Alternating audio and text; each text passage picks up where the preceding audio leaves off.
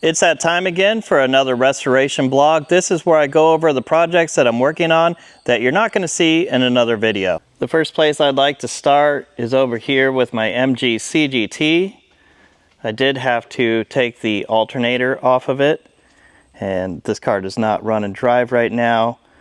I do have a new alternator, so let's get the pulley and fan pressed onto it, get the alternator back onto it, and get this back on the road. The MGC uses the standard 45 amp Lucas alternator. Looks like it tried to rip itself out of the box during shipping.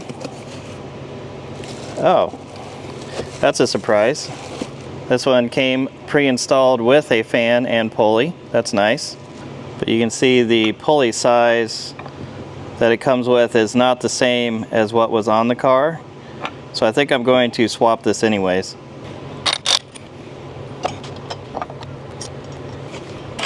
Now the alternator's ready to install. It turns out this is not going to be a direct bolt-on because they have changed the thread down here. This is the bolt that was in the old alternator. It just fits right through. Turns out that they did not thread this hole at all, so I'm going to use a through bolt with a nut on the backside.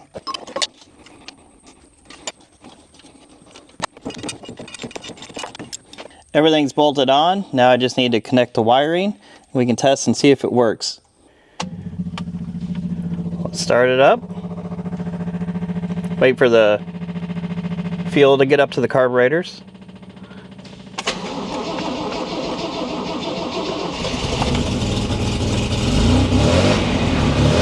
Charging light went off.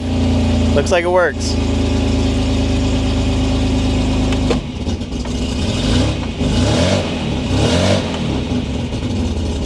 Next, I want to come over here to my motorcycle section because I have finally been working on them. I just installed a electric start conversion on my Velocette Venom. This is a Alton unit, and part of this conversion means converting the bike to 12 volts. So now there's a 12 volt battery there instead of the 6 volt, and I did not have a 12 volt bulb to put in the headlight, but I finally have that in.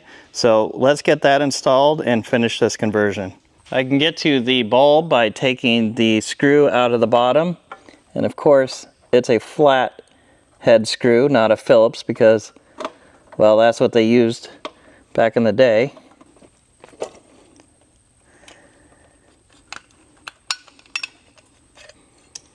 Here's our replaceable bulb. This is a 6 volt. If I were to turn it on with the 12 volt battery hooked up, it would probably blow this right away. I'm going to be replacing it with this Lucas LED version. And although I don't need to worry about having an LED in this bike because this bike now has an alternator, so I have plenty of power to power lights on it, I wanted to try this out and see what it looked like. That way I know for my other vintage bikes if this is going to affect the look of it or if it's going to look just fine. None of my other vintage bikes have an alternator, so they don't produce a lot of power, and an LED like this might be a good conversion that I'd want to do. Pop that in. There we go. Let's hook it on and test it before I screw it back on. There's the low beams. Looks like it works. High beams, that works. And I really can't tell that that's not a light bulb. It does look like it's coming from a single source, and from the naked eye, that looks like it's normal. In the camera, I think the color looks a little blue, but in person, it doesn't look weird at all. This does look like it's completely stock. It does appear that the light source is coming from the top of that LED bulb.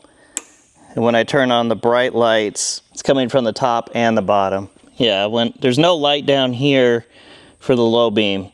So the low beam was only one side of the LED. High beam is both sides. But still, unless you're getting down towards the ground, it doesn't look weird at all.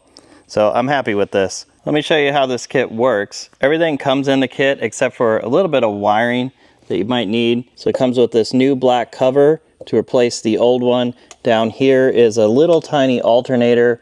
Up here is the starter. The starter is chain drive, and then there's a little belt that drives the little alternator. The kit comes with this little start button. Once it's installed, all you need to do to start your bike is push the button. Let's give it a go.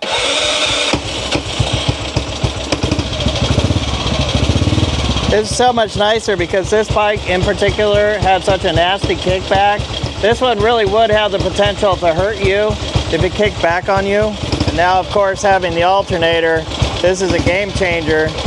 My battery is always going to be charged. It's going to be easy to start. I can see myself riding this bike a lot more now. So I definitely recommend this conversion. Now I want to tackle the Norton. This was running just fine when I sorted it last winter. With the spring, it did not want to run. I used the spark tester to see if it had spark, and it's got a really weak spark. I replaced the spark plug wire, tried a different spark plug wire itself. Hasn't fixed the problem. The bike doesn't want to start. So I've ordered a brand new Lucas 6-volt coil for it. I was able to get the coil slid out of there, but look at this thing. It got squeezed in the coil. I'm not sure if that affected it or not, but this is what I found. It could be original to the bike. Let's get the new one in. The new coil is installed. Let's give it a go. There we go. Sounds pretty good.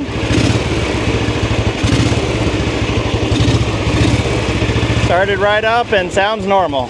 I'm guessing that old coil just had it.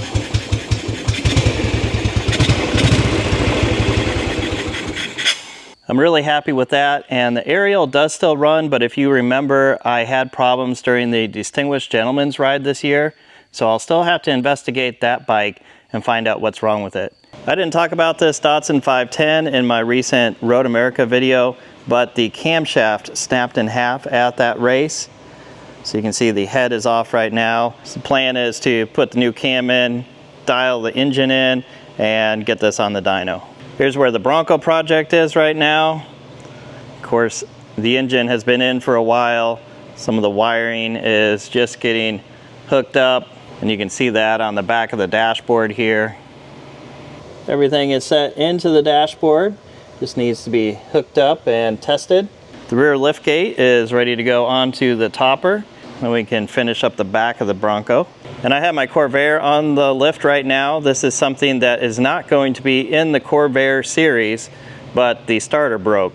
So the nose cone of the starter broke off, this piece here, and actually fell into the transaxle of the Corvair. Luckily, after taking the starter off, this was able to be fished out. I think my new nose cone shows up tomorrow, then I can get the starter put back together and get it back into the Corvair so that we can continue this series.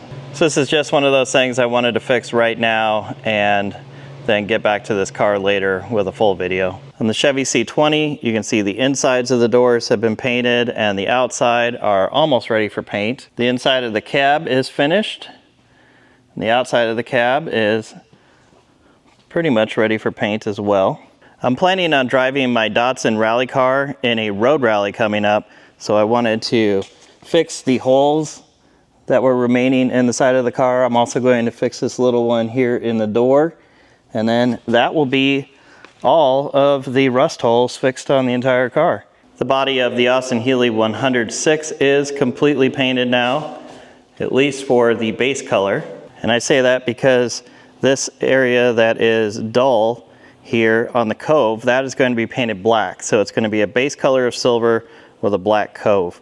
And those coves are ready to be painted black, and then clear will be shot over the whole thing. There's a few more of the panels from the 106 getting ready for those black coves. And that's going to be it for today. So if you want to see more videos like this, comment below and click subscribe.